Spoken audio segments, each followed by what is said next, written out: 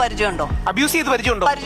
Abuse ചെയ്ത് പരിചയമുണ്ടോ? ഞാൻ ഇല്ല. അവരുടെ മൈൻഡ് സെറ്റ് അറിയോ? അതുകൊണ്ട് നമുക്കറിയാം. അതെങ്ങനെ അറിയാം? ഞങ്ങൾ ബസ്സിൽ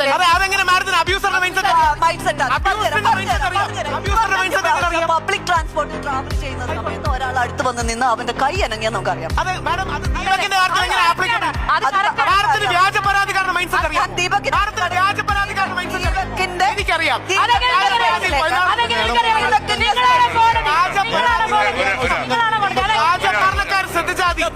എത്ര പേരാണ് വ്യാജ പരാതി?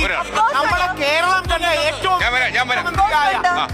കണ്ട ഏറ്റവും വലിയ മുഖ്യമന്ത്രിയായ ശ്രീ ഉമ്മൻചാണ്ടി വ്യാജ പരാതിയിൽ കുടുങ്ങിയ ആളാണ്. നിവിൻ പോളി എന്ന വ്യക്തി കൊച്ചി നിൽക്കുമ്പോ ദുബായ് വെച്ച് റേപ്പ് ചെയ്തു എന്ന് പറഞ്ഞു. ആ പെൺകുട്ടിയോട് പോലീസ് ചോദിച്ചോ പെൺകുട്ടി എന്ത് പറഞ്ഞറിയോ? ഉറക്കപ്പിച്ചിൽ ഡേറ്റ് മാറിപ്പോയതാണ്. ആ പെൺകുട്ടി പറഞ്ഞാണ് ഉറക്കപ്പിച്ചിൽ ഡേറ്റ് മാറിപ്പോയതാണ്. 11 പേർക്കെതിരെ കള്ളപ്പരാതി എന്നിട്ടാണ് സാറ് പറഞ്ഞ ബാലേന്ദ്ര മേനോൻ സാർ കോടതിയിൽ പോയി. കുഞ്ഞികൃഷ്ണൻ പറഞ്ഞു ആണിനും അഭിമാനമുണ്ട്. 11 പേർക്കെതിരെ വേറൊരു പെൺകുട്ടി 14 പേർക്കെതിരെ ഫേസ്ബുക്കിൽ പരാതി ഇടുകയാണ്. ഉടനെ മീഡിയക്കാരിൽ ഓടിച്ചെല്ലുന്നു. ആദ്യം ശ്രീ സിദ്ദിഖിനെതിരെ ഒരു ആരോപണം പറഞ്ഞു, രണ്ടാമത് വേറൊന്ന് പറഞ്ഞു, മൂന്നാമത് വേറൊന്ന് പറഞ്ഞു. ഈ മീഡിയക്കാരുടെ അടക്കം നിൽക്കുമ്പോൾ ഗ്രാവിറ്റി കൂട്ടി എരിവും പുളിയും കൂട്ടി മാറി പറയുകയാണ്. എത്ര പേർക്കെതിരെ കള്ളപ്പരാതികൾ വന്നു നമ്മൾ കണ്ടതല്ലേ?